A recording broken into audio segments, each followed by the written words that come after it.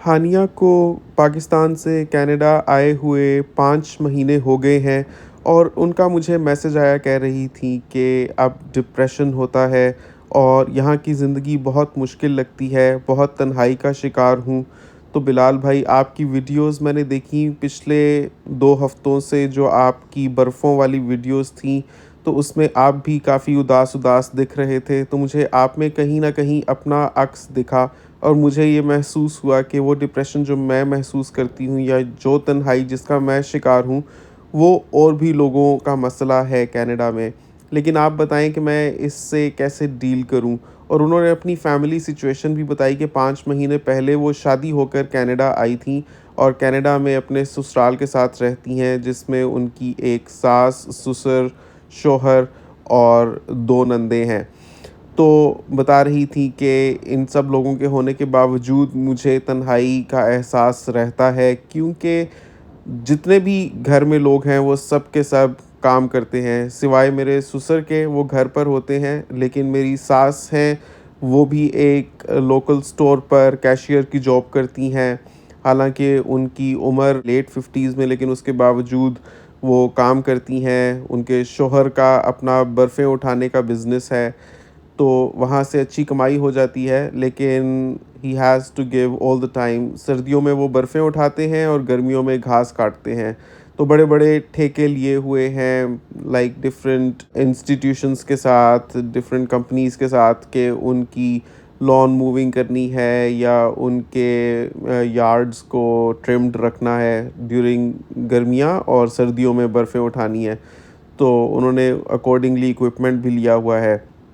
तो कहती हैं पैसों का बिल्कुल कोई मसला नहीं है, और जो दोनों नंदे हैं, उनमें से एक अभी स्टडीज़ कर रही है और दूसरी फार्मासिस्ट है, तो वो जॉब पर जाती है। तो पूरा दिन घर पर सिर्फ़ ससुर होते हैं, जो गर्मियों में चहलकदमी करने ज़्यादातर पार्क की तरफ चले जाते हैं या अपने दोस्तों के साथ होते हैं, वरना घर पर ही होते हैं, और या फिर ये घर पर होती हैं, बिकॉज़ कि इस माइंडसेट के साथ कनाडा नहीं आई थी कि आकर काम करेंगी, या इनका कभी भी रुझान ही नहीं था जॉब्स करने का।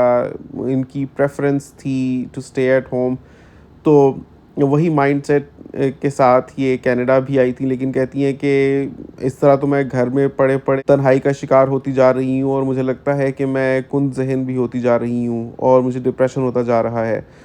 तो बिलाल भाई, मेरी रहनुमाई फ़रमाएँ।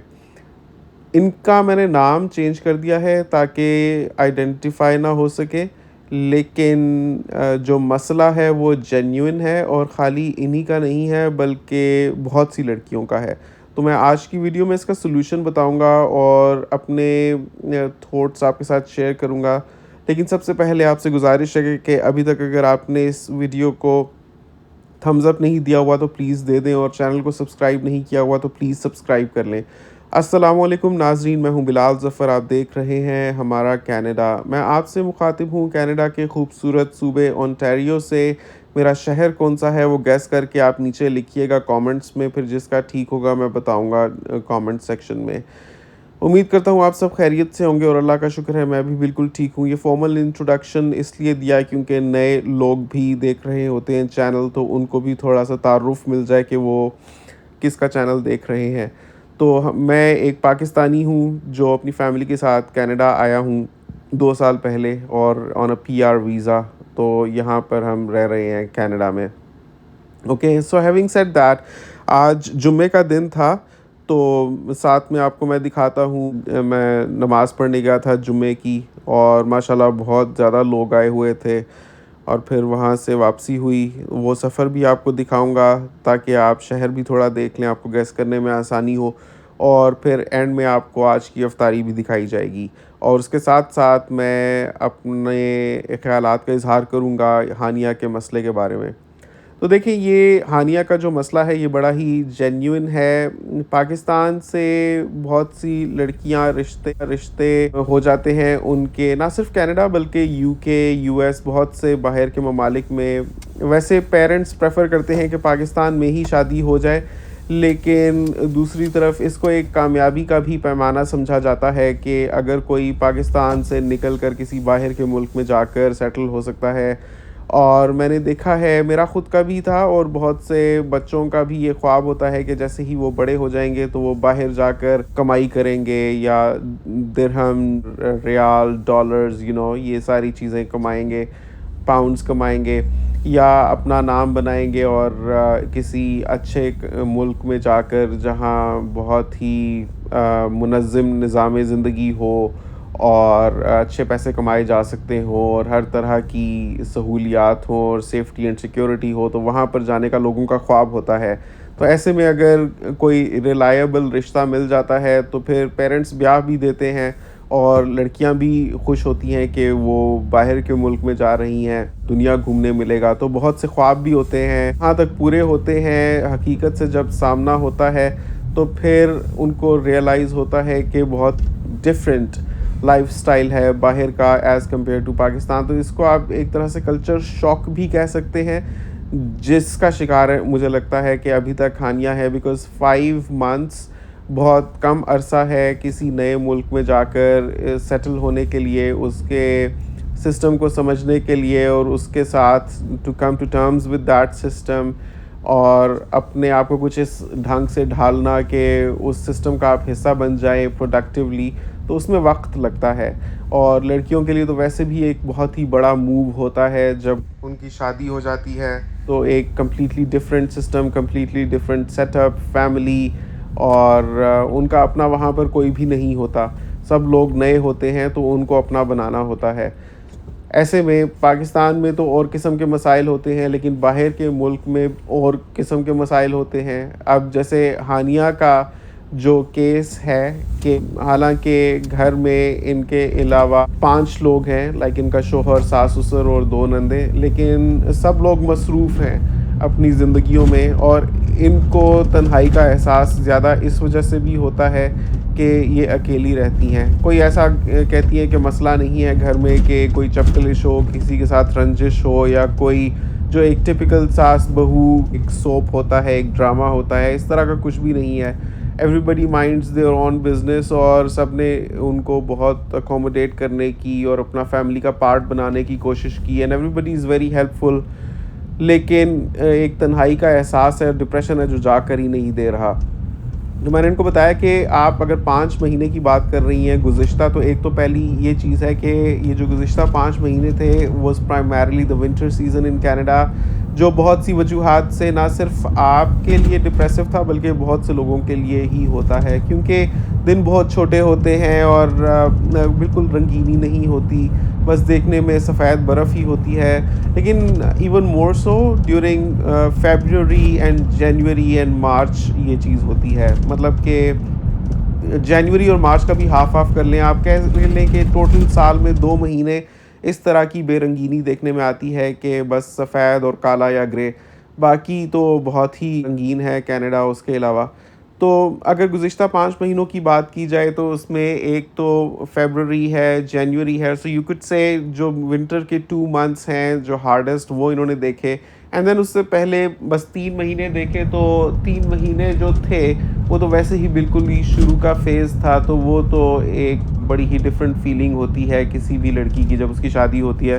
तो वैसे ही एक नए सिस्टम में एडजस्ट करने की कोशिश, और to try to understand the cultural values of the new family और उनका सिस्टम, ताकि कोई इंटिमिडेट ना हो जाए किसी वजह से या किसी को कुछ बुरा ना लग जाए, तो वो सारी चीज़ें भी मैटर करती हैं, फैक्टर इन करती हैं इस चीज़ में। लेकिन लॉन्ग स्टोरी शॉर्ट, यहाँ पर ना कनाडा में या बाहर का कोई भी मुल्क होता है, अगर जैसे इनकी सास भी हैं इन लेट 50s और वो भी काम कर रही हैं as a cashier, so it's a very normal thing बाहर के ममालिक में। बल्कि मैं समझता हूँ कि अगर समझा जाए तो ये एक बहुत ही पॉजिटिव चीज़ भी है इन ममालिक की, क्योंकि इस तरह से इंसान बिज़ी रहता है चाहे वो उम्र के किसी भी हिस्से में हो, और वो अपने आप को यूज़फुल और प्रोडक्टिव समझता है, और उसकी सेल्फ़ एस्टीम बरकरार रहती है और हाई रहती है और मोराल हाई रहता है, और एक तसलसल के साथ निज़ाम ज़िंदगी चलता रहता है, वो किसी पर डिपेंड नहीं करता। यहाँ पर मैं इम्प्रेस होता हूँ देखकर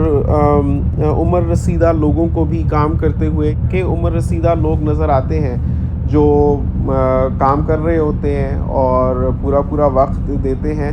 तो एक तरह से उनका बॉडी सिस्टम भी उसी तरह से एक्टिव रहता है और वो एक जो बॉडी और माइंड की केमिस्ट्री है और हार्मनी है वो बरकरार रहती है उम्र के आखिरी हिस्से तक, which is a very positive thing. और यहाँ पे मैंने देखा है कि लोग ज़्यादा एक्टिव हैं, ज़्यादा चलते फिरते हैं एज़ कम्पेयर टू पाकिस्तान। तो ये मुझे तो ये बड़ी अच्छी चीज़ लगती है, लेकिन इस चीज़ के साथ अपनी come to terms with this thing, इसमें कुछ वक्त लगता है। तो वो कहती हैं हानिया कि उनको तन्हाई का एहसास होता है बिकॉज़ वो घर में अकेली हैं। तो मैं समझता हूँ कि it's anyway a very big step. अगर पाकिस्तान में भी हानिया की शादी हुई होती तो वहाँ पर और किस्म के मसाइल होते, वहाँ पर may be she would have wished for such a family system जैसा उनको यहाँ पर मिला हुआ है कि आज़ादी है और सबकी सपोर्ट है और किसी की मुदाखलत नहीं है, कोई नेगेटिव पॉलिटिक्स वगैरह नहीं है, बल्कि इनके लिए एक ऐसा प्लेटफॉर्म है कनाडा, एक ऐसा इन्वायरमेंट प्रोवाइड करता है जहाँ पर ये चाहें तो अपने आप को किसी भी डायरेक्शन में as per her own wishes professionally grow कर सकती हैं। तो ये तो बड़ी ही पॉजिटिव चीज़ है। मुझे लगता है कि all Hania needs to do is wait and be patient and try to cope with the systems and the challenges. कोई ख़ास चैलेंजेस हैं भी नहीं, बट ये जो तन्हाई है ये ख़त्म हो जाएगी अगर अपने आप को एंगेज कर लेंगी किसी चीज़ में। सबसे बढ़कर मैं कहूँगा कि इनके लिए आसान और प्रोडक्टिव चीज़ ये रहेगी कि ये फ़्रेंच सीखना शुरू कर दें, बिकॉज़ अगर आपकी इंग्लिश अच्छी है ऑलरेडी, आई डोंट नो इनकी कैसी है, अगर इंग्लिश अच्छी नहीं है तो उस पर काम करना शुरू कर दें, बिकॉज़ बाद में जब भी जॉब करेंगी तो इंग्लिश यहाँ पर अच्छी होना बहुत ही ज़रूरी है। और साथ में अगर फ़्रेंच सीख लेती हैं तो बहुत ही इनके प्रॉस्पेक्ट्स ब्राइट हो जाते हैं, बहुत बेहतरीन जॉब्स करने के, इवन गवर्नमेंट जॉब्स भी मिलने के। And once she finds jobs तो उसके बाद ज़िंदगी में ऐसे मसरूफ़ हो जाएंगी कि ये आलतू फालतू बातें और डिप्रेशन एंड तन्हाई इसकी सोचने की फ़ुर्सत ही नहीं मिलेगी। The bulk of her energy would have been used and consumed in the work, और फिर जो बाकी वक्त है वो ख़ुद को रिलैक्स करने में और सबके साथ सोशलाइज करने में स्पेंड होगा। तो मुझे लगता है all she needs to do is find a good pastime, a productive pastime, कुछ ऐसी चीज़ में अपने आप को मसरूफ़ कर लें जिसका इंशाल्लाह आगे जाकर फ़ायदा होगा। चाहें तो कोई लाइसेंस लेने की कोशिश करें, और नहीं समझ आती तो कोई डे केयर सेंटर में काम करने के लिए जो प्री रिक्विजिट्स होते हैं, जिस किस्म के लाइसेंसेस की ज़रूरत होती है वो कर लें, बिकॉज़ बीइंग अ गर्ल यहाँ पर बहुत ज़रूरत रहती है। डे केयर सेंटर्स भी बहुत ज़्यादा हैं, और अगर लाइसेंस लिया होगा तो ख़ुद का भी खोल सकती हैं। तो बहुत तरीके से अपने आप को एंगेज किया जा सकता है। ज़ाहिर है कि you need to dress in Rome like the Romans do. आप यहाँ पर आकर ऐसे नहीं एक्सपेक्ट कर सकते कि आप आएंगे और बिरयानी बनाएंगे, सबको खिलाएंगे, आप बर्तन साफ़ करेंगे। मतलब ऑब्वियसली ये चीज़ें करनी ही होती हैं, but there are dish washers and biryani शायद सब लोगों की खाने की प्रेफरेंस भी ना हो। बहुत से लोग being on jobs all day long बाहर से ही खा लेते हैं स्नैक्स, और फिर हर बंदे का अपना अपना अलग अलग मिजाज होता है, और एक टाइम सिस्टम होता है और अपनी एक डाइट रूटीन होती है। तो यहाँ पर टिपिकली वो एक्सपेक्टेशंस भी नहीं होती बहुओं के साथ जो पाकिस्तान में होती हैं कि आएगी, घरदारी करेगी, सारी चीज़ें संभालेगी। इन चीज़ों को छोड़कर अगर बहू अपने प्रोफेशनल ड्रीम्स को अगर कभी थे, अगर नहीं भी थे तो भी उनको परसू करने की कोशिश करे गोल्स को, तो वो ज़्यादा शायद अप्रिशिएट किया जाए। और अगर नहीं भी करती, if she chooses to stay at home, तो यहाँ पर हर बंदे की ना एक इनफरादी हैसियत है और आज़ादी है, और सब लोग उसकी रिस्पेक्ट करते हैं। और यहाँ पर इतना आसान नहीं है जितना पाकिस्तान में होता है कि बहुत सी लड़कियों को ये धड़का लगा रहता है, खदशा लगा रहता है कि खुदा न खास्ता कुछ हो गया, कोई गर्मी सर्दी होगी, कोई चपकलिश होगी तो घर टूट जाएगा, या अपने घर को बसाने की कोशिश करती थी। यहाँ पर the consequences, the financial consequences, if we just talk about that, of broken relationships, especially marriage, इतने ज़्यादा हैं कि it serves as a very big disincentive for people कि वो इस किस्म का रवैया रखें बहू के साथ कि उसका घर टूट जाए या कुछ भी ऐसा हो। यहाँ पर मैं समझता हूँ कि लड़कियों के लिए मुसलमान बच्चियों के लिए कनाडा जैसे ममालिक में बहुत ही सेफ्टी एंड सिक्योरिटी है in when it comes to marriage, और बहुत ज़्यादा आसानी है, उनको इक्वालिटी मिलती है उनके शोहर के साथ हर तरह की, और उनको इनफरादी हैसियत में रिस्पेक्ट दी जाती है, उनके राइट्स होते हैं, एंड हर तरह से they are protected legally and economically as well. तो मुझे लगता है कि इससे बढ़कर और क्या चाहिए होता है इंसान को। All Hania needs to do is find her self a good pastime, और देखेंगे किस तरीके से अपने आप को ऐसे मसरूफ़ कर सकती हैं कि आगे जाकर उसका उनको फ़ायदा हो।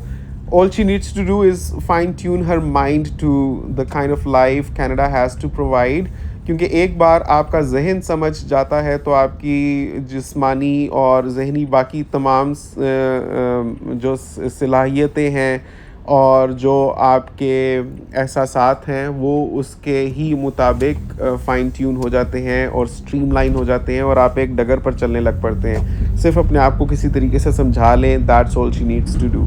इवन दीज डिप्रेशन फेजेस ये किसी के ऊपर भी आते हैं। लाइक अगर 2 हफ्ते पहले की आप मेरी वीडियोस देखें जब मैं बर्फ़ साफ़ कर रहा था, तो टेम्पररी डिप्रेशन सा, you can not call it depression because depression is something that lasts, और वो आपकी बाकी तमाम मामलाते ज़िंदगी में प्रोडक्टिव होने की सलाहियत को ना कहीं बहुत सैबोटाज कर देता है, बहुत अफेक्ट कर देता है। आप इतने अपने डिप्रेशन के साथ डील कर रहे होते हैं कि आपसे कुछ हो ही नहीं पा रहा होता, तो मैं समझता हूँ वो डिप्रेशन होता है। वरना जो टेम्परेरी मूड स्विंग्स होते हैं वो तो होना बहुत ही नॉर्मल है। जाहिर सी बात है, ज़िंदगी ज़िंदगी है। अगर कोई कनाडा आ गया है तो कनाडा कोई जन्नत नहीं है, हर जगह के अपने प्रोज एंड कॉन्स होते हैं। हाँ, पाकिस्तान से बहुत से लिहाजों से बहुत बेहतर है, लेकिन फिर भी कभी कभार इंसान कहीं भी रहते हुए, और उसका कोई भी फाइनेंशियल बैकग्राउंड हो, इवन अगर आप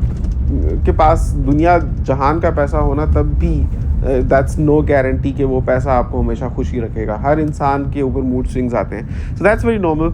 सो I think all Hania needs to do is engage herself into productive things and कुछ इस किस्म के काम जिसका उनको फ़ायदा होगा, बिकॉज यहाँ पर especially to be part of a family, to have all people with you, बहुत ही आसान है। मैं समझता हूँ डिफ़िकल्ट तो हम जैसे इमिग्रेंट्स के लिए है जिनका यहाँ पर कोई भी नहीं है, और हर चीज़ का ख्याल हमें, लाइक मैं हूँ और हिना है, हमें खुद ही रखना है, अपना भी ख्याल, बच्चियों का भी ख्याल, और हमें सारी चीज़ों को देखना है। तो अगर आपको साथ में सास भी मिल जाती हैं, ससुर भी मिल जाते हैं, तो ये तो एक बहुत ही बड़ी सपोर्ट होती है। फॉर एग्ज़ाम्पल लाइक हमारे केस में we have nobody to leave our children to, कि वो उनकी देखभाल करें और हम अपनी जॉब्स कर सकें। We have to equally be present and available for our children here as well.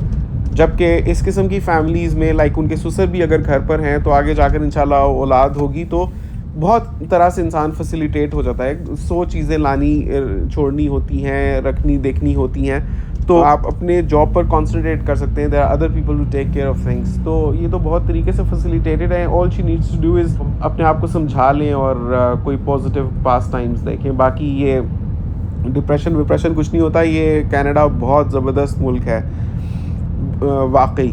तो these are my 2 cents on this. आप क्या कहना चाहेंगे इसके बारे में? नीचे कमेंट्स में अपनी राय का इजहार ज़रूर कीजिएगा। बाकी अब बात कर लेते हैं मौसम की। जैसा कि आप देख सकते हैं, बहुत अब बेहतरी की तरफ जा रहा है। हालांकि धूप निकली हुई है, लेकिन अभी शुरू का मार्च है, तो हवा बहुत ही ठंडी है और ओंटारियो में बहुत ही स्पीड के साथ चलती है, तो that makes us feel like it's way colder than it actually is. बहुत हवा की तेज़ रफ्तार की वजह से ज़्यादा और भी ठंड लगती है, ऐसा कि मतलब विंटर कोट पहने बगैर मुश्किल है बाहर निकलना। हालांकि धूप निकली हुई है, बर्फ़ अलबत्ता पिघल रही है, और शायद अब मज़ीद ना हो। अगर होगी भी तो हल्की फुल्की ही होगी, वैसी नहीं होगी जैसी हुई थी 2 हफ्ते पहले, या साफ़ करने की ज़रूरत थी। बस अब इंशाल्लाह उम्मीद है कि अगले हफ्ते से पॉजिटिव में ही रहेगा टेम्परेचर। अभी गर्मियों में तो यहाँ पर इतनी गर्मी हो जाती है जैसे दुबई हो। मैं इसलिए कह सकता हूँ बिकॉज़ मैं दुबई में भी रहा हुआ हूँ, और मुझे यहाँ पर बिल्कुल वैसी ही गर्मी लगती है गर्मियों में जैसी दुबई में होती है। सो Canada is pretty harsh when it comes to weather, regardless it's winter or summer. दोनों ही एक्सट्रीम होते हैं यहाँ पर। लेकिन इंशाल्लाह समर्स बहुत खूबसूरत होते हैं, दिन बहुत बड़े-बड़े होते हैं, तो इंसान का दिल लगा रहता है, वो और बात है। तो उम्मीद करता हूँ आपको आज की वीडियो पसंद आई होगी। चलें अब आपको मैं आज की इफ्तारी दिखाता हूँ कि क्या हुई थी।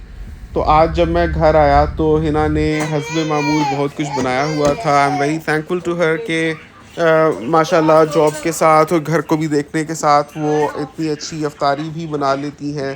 तो आज उन्होंने इफ्तारी में जो बनाया वो था चिकन चीज़ बॉल्स, समोसे, स्प्रिंग रोल्स और साथ में सफ़ेद लोबिया बनाया हुआ था और स्पेगेटी भी थी और मशरूम सॉस भी थी और ड्रिंक्स में लीची का जूस था एंड ऑब्वियसली ये जो लटरन पटरन होता है जैसे ड्राई फ्रूट्स या खजूरें वो तो होता ही है।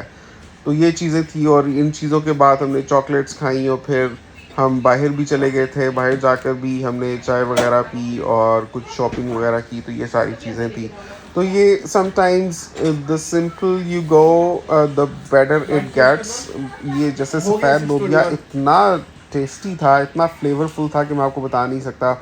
ऊपर से मक्खन भी डाला था तो उसको मैंने डॉन के पराठों के साथ खाया, ऐसे लग रहा था जैसे हलवा पूरी है, उस टाइप की फीलिंग आ रही थी।